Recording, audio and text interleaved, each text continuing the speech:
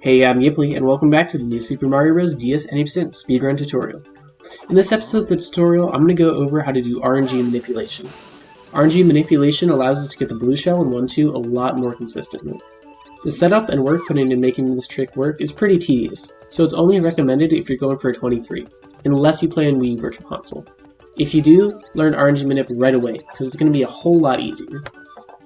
First off, I'll explain how it works so that we can have a better understanding of RNG as a whole, and hopefully be able to course correct if something doesn't quite seem right. There are three factors that we care about that affect RNG in this game: the DS MAC address, the DS time and date, and the number of double jumps that you do in 1-1.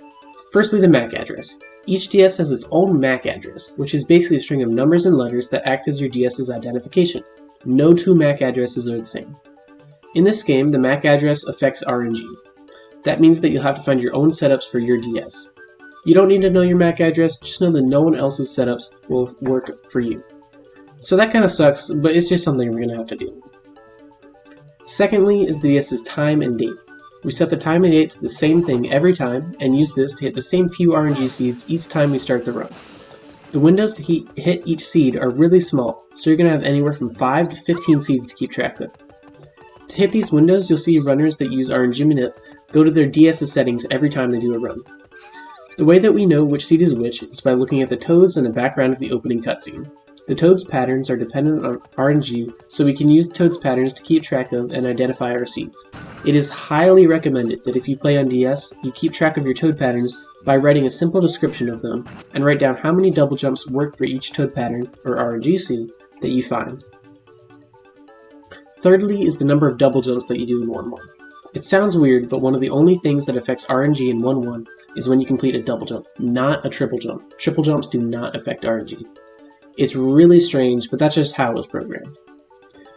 Once we know which seed we're on, we can tweak the RNG until it gives us a blue shell by adjusting the number of double jumps we do.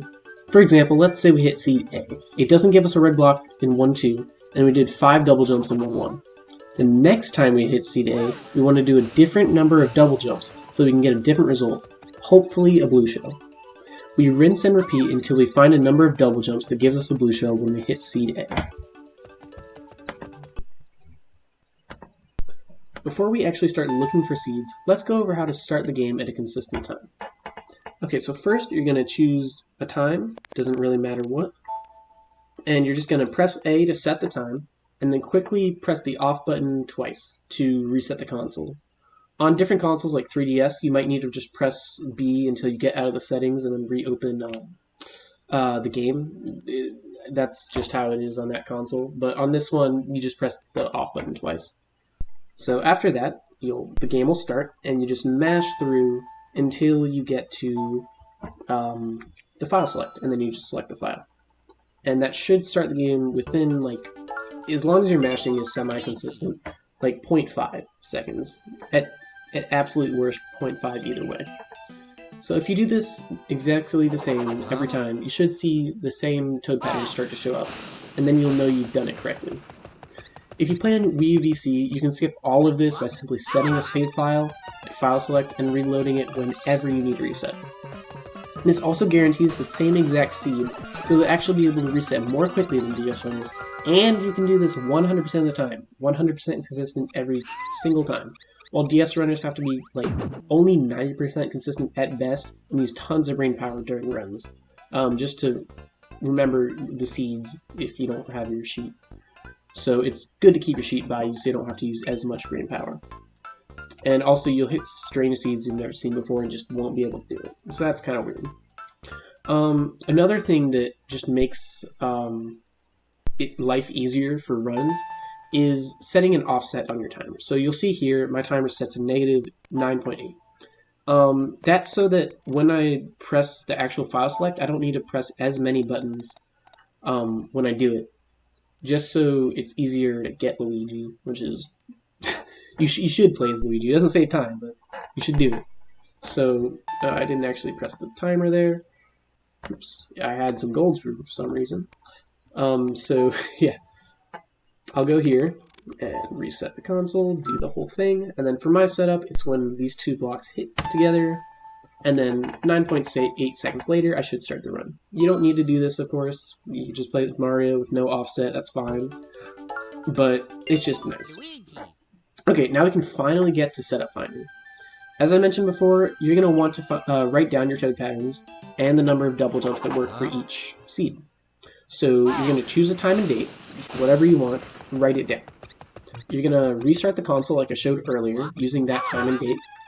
And then once you get here, write down a description of the toad pattern if you haven't seen it before. Like, for this one, I usually just wait until the end of the toad pattern and then write down something like this. So it would be like a 1-4 or something like that, with a guy running to the castle. That's what I would write down on my paper. And yeah, so I would do that.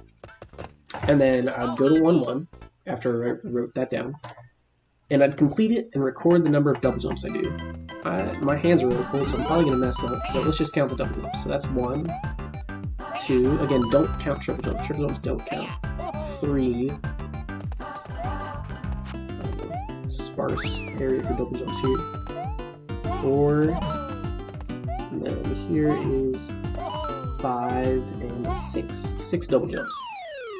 So I'd write down on my paper I did 6 double jumps right next to the seed that I got. And only write it for that seed. And then next I would go to 1-2 to see if I get a blue shell. The block didn't even go there, so I did not get a blue shell. So I would cross off 6 double jumps for that seed. And then I'd restart and do the process again.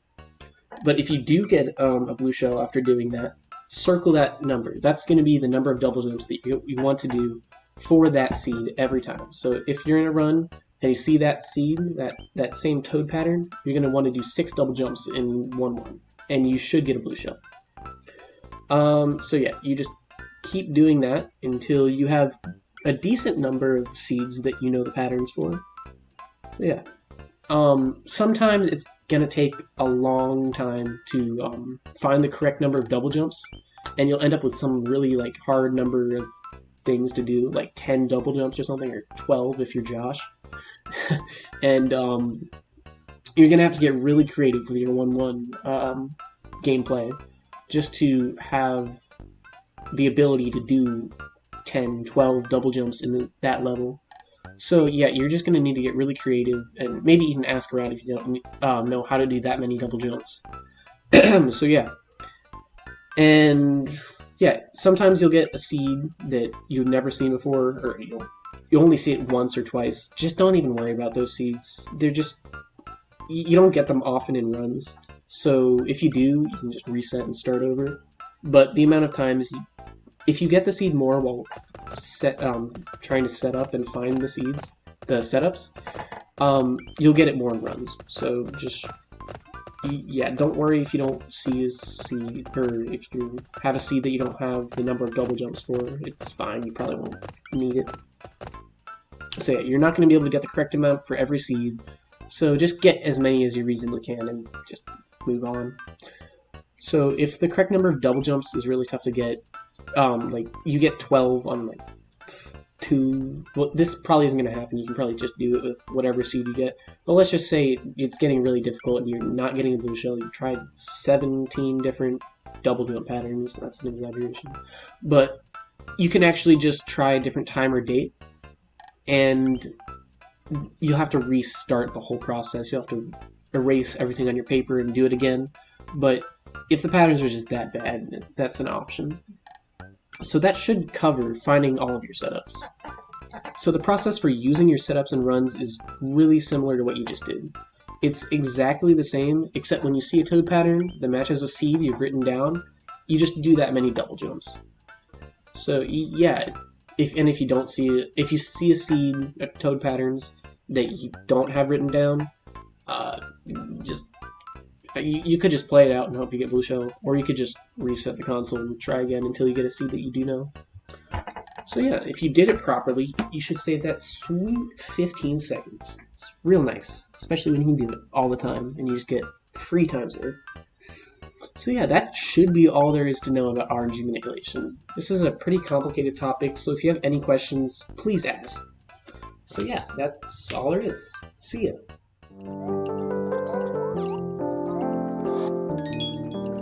Yes. Yo. Yes, I did it! Yes! Yes! Let's go!